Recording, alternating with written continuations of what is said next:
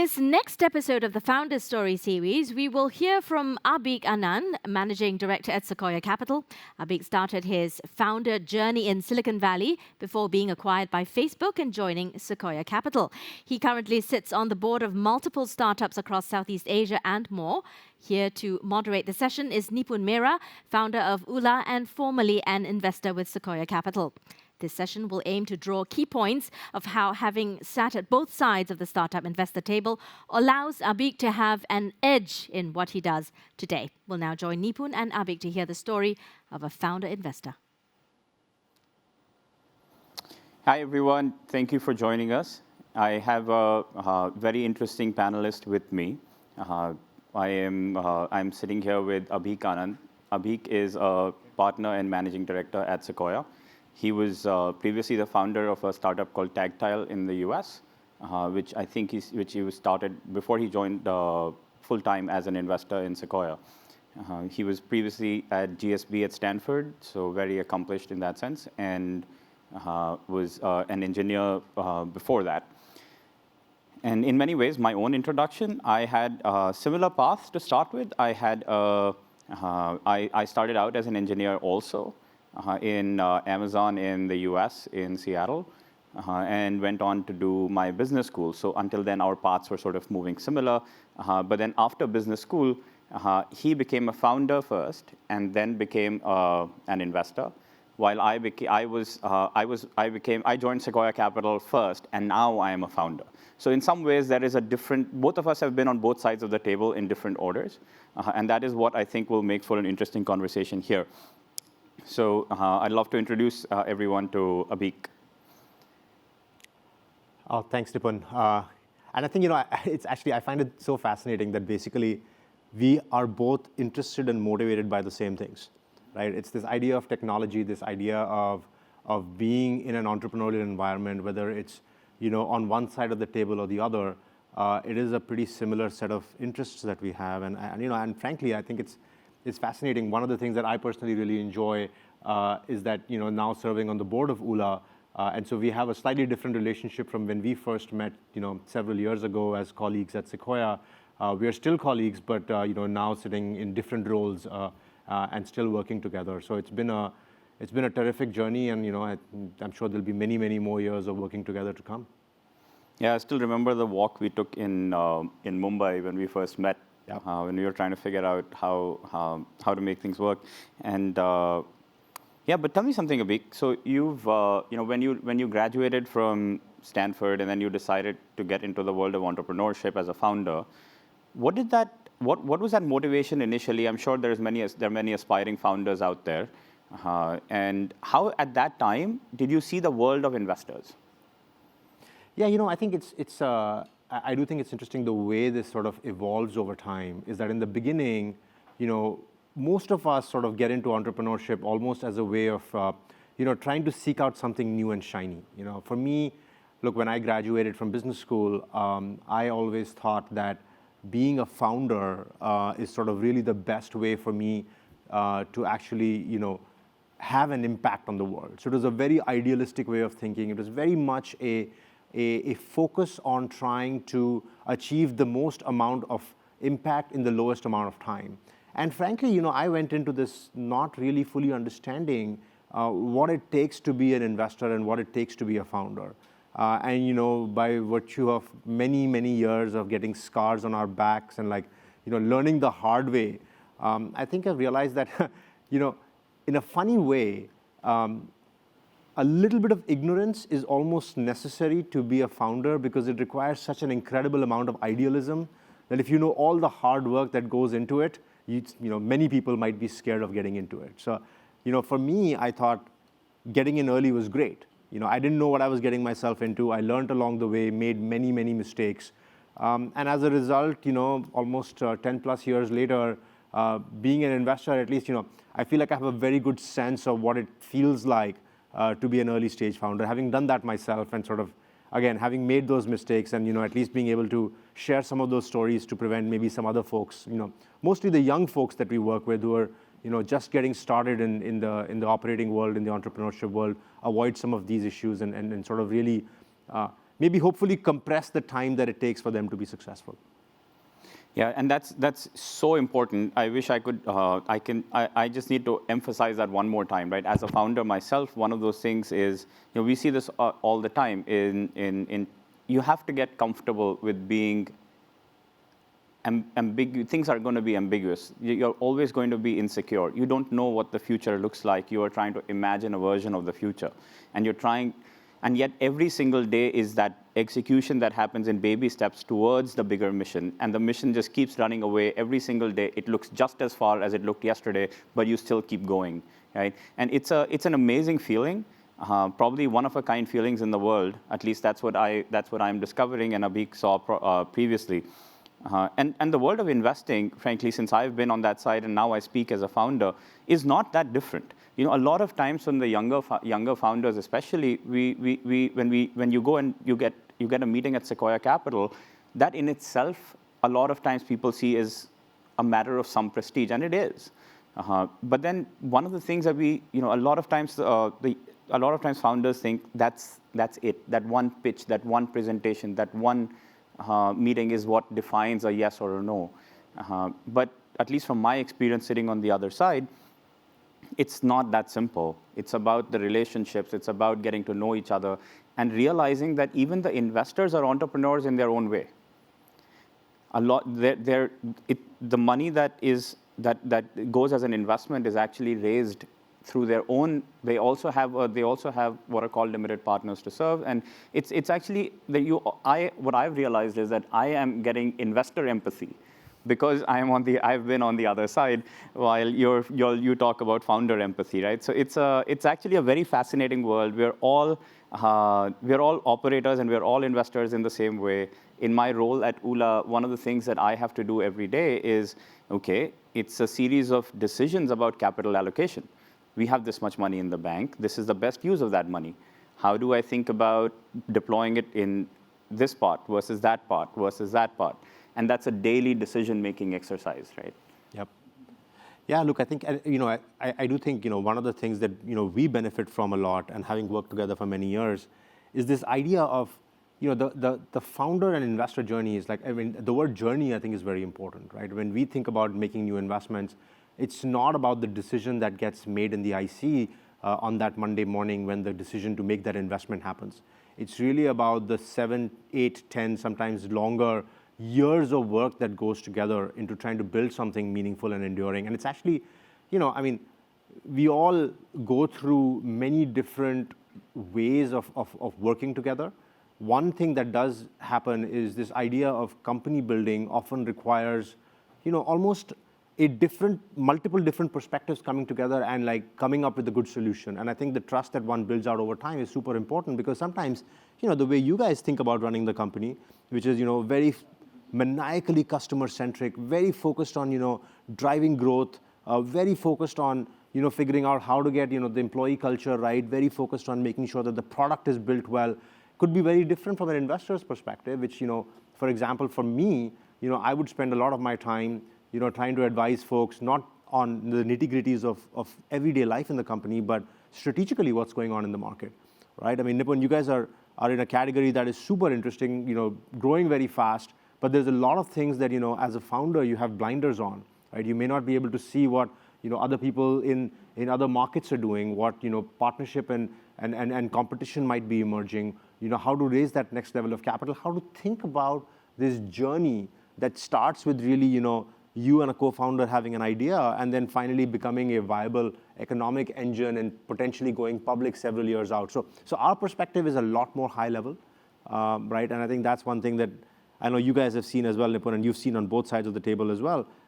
It's important for us to know where we can help, and really, in everything else, just get the hell out of the way.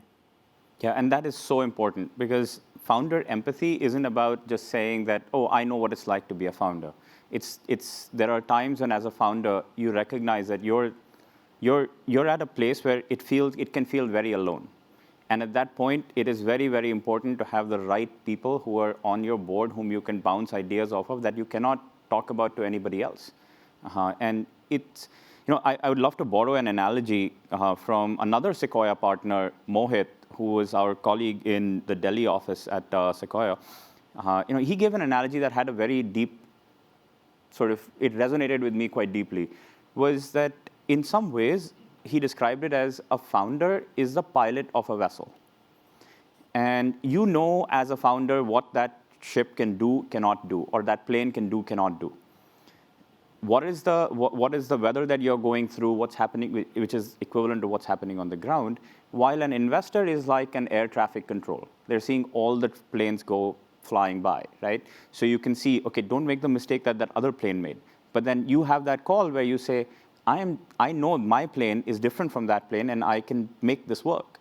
So in some ways, a lot of it ends up being something coming bottoms up and something coming top down. And the right combination actually does make magic happen.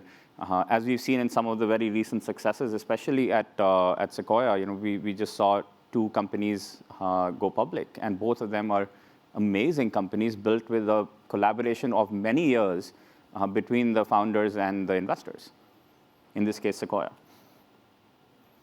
So, but on that note, one thing I do want to ask you about, Abheek, is you've now worked in the U.S. You were in the Valley. You worked in India, and now you're investing here in Southeast Asia. How have you seen the 3 ecosystems evolve? What's your perspective? How those trends? Are you able to use those from one place to another? Yeah, and I think one thing that has really stood out for me in having worked in like you said, Nipun, in the US, in India, in Southeast Asia, is not the ways in which these markets are different, but in the stark and almost, unexpected ways in which they are similar, right? I mean, if you were to be dropped into the heart of a startup office in Bangalore or Palo Alto or Jakarta, I mean, if you didn't see the language on the signs, it's basically the same. I mean, folks are trying to solve similar types of problems, maybe at different markets with some nuances, slightly different scale, maybe slightly different approaches, but culturally, being a startup and being a startup founder and working for a startup actually does feel very, very similar.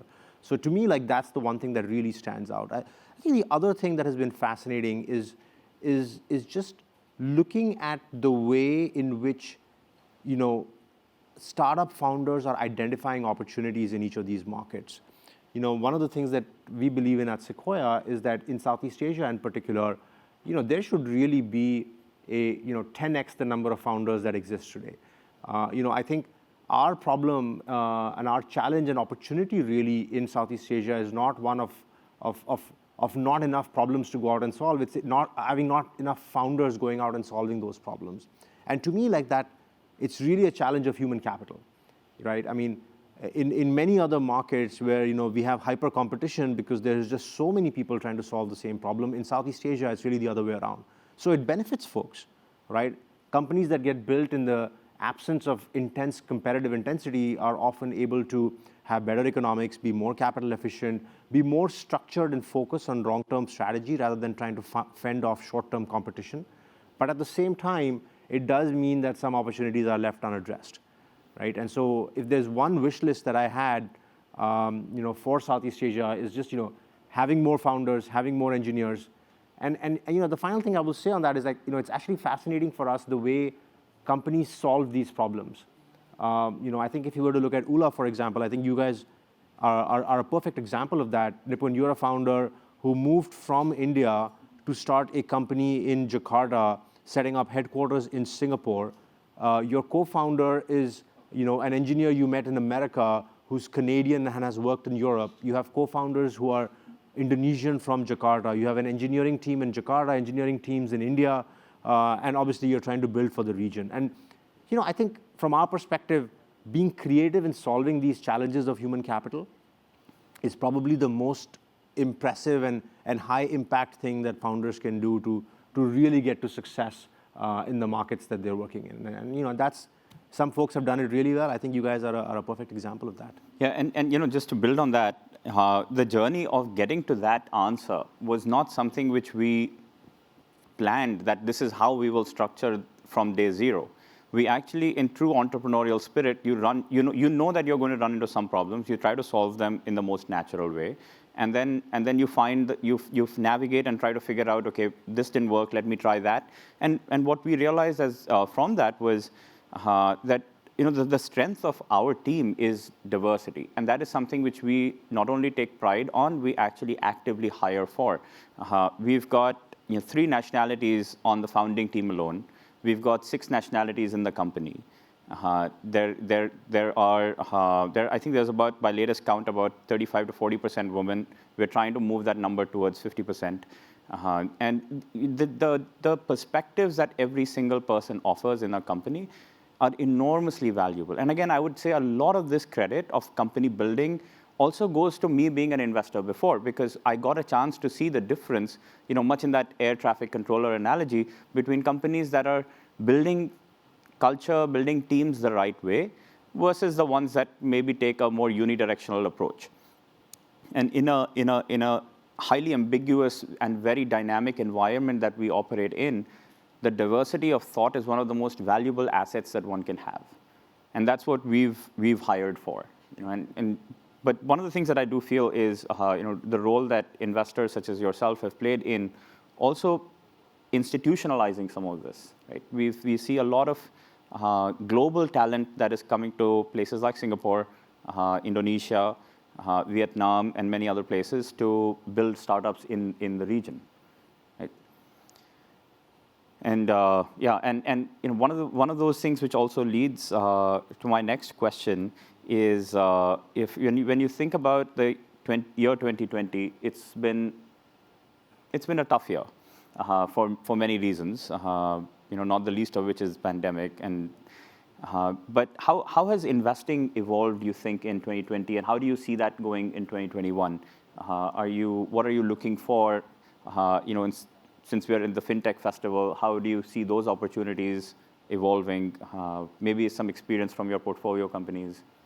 Yeah, Nipun, look, I think 2020 has been a crazy year full of dark clouds and